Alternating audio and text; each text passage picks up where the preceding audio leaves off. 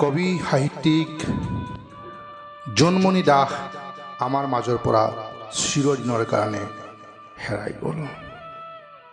এই আমাৰ বাবে অসমীয়া সাহিত্যৰ বাবে অপূৰণীয় ক্ষতি। খোজদাৱে এই পলিথিকৰ মজিয়াৰ পৰা আমি পৰিয়ালবৰ্গই তেখেতৰ মৃত্যুত একাজলি অশ্ৰুঞ্জলি নিবেদন কৰিব বিচাৰিছোঁ। তেখেতৰ এটি কবিতাৰে মই কবি কাৰণ শব্দ সব্যসাচী। কবি জোনমণি দাস। খবৰ কাগজৰ খুচুৰা খবৰে মোক কলেহি আহি কাৰৰ কবেৰে, প্ৰেমে প্ৰতিবাদে প্ৰত্যয় প্ৰতিটিৰে মই কবি,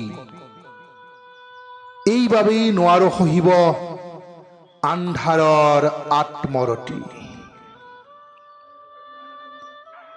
দিন ৰাতি একাকাৰ কৰি শৃংখল চেতনাৰে সংকট কালতো লিখো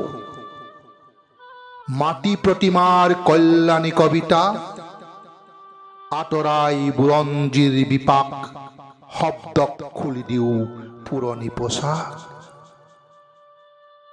হে মহাকাল, হে মহাকাল, পাৰিছানে চিনিব তুমি ধোহা খোৱা অতীতৰ স্বপ্নদোষৰ দুস্বপ্নৰ ভেঙুচালি ভাঙি তেজে মঙহে মই কথকি কবি, অক্ষত শব্দই মোৰ অক্ষৌহিনী। কোৱা মহাকাল, কোৱা মহাকাল, মোৰ মুখেদি কোৱা কালৰ ইটিত আকৌ কেনেকৈ সূচনা হব নাহৰ ফুটুকি কাল।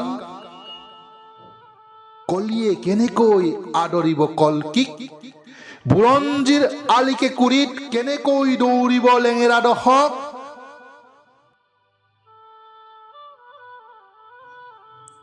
মই কবি কাৰণ পৃথিৱী শস্যৱতী।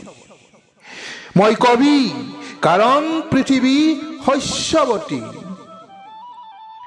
ভৱিষ্যতৰ ভূতকালে কথা নোকোৱা হলে কবিতাই মহুৰাৱতী জগতত ঢেৰ কথা কব।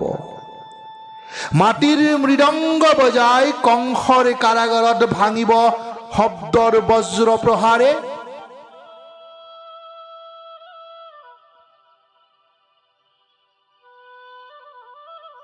অকালতে অকালৰ চোতালত তাণ্ডৱ নাচি সত্যই শকুনি বধিব।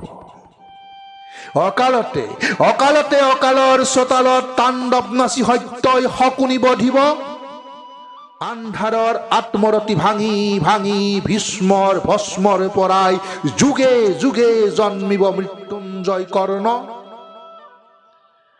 অচেতন মানুহক কৃষ্ণই দিব অভিনৱ অপ্ৰমেদী অম্লান চেতনা।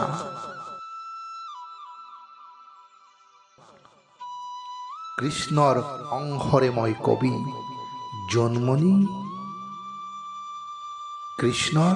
কৃষ্ণৰ অংশৰে মই কবি জোনমণি।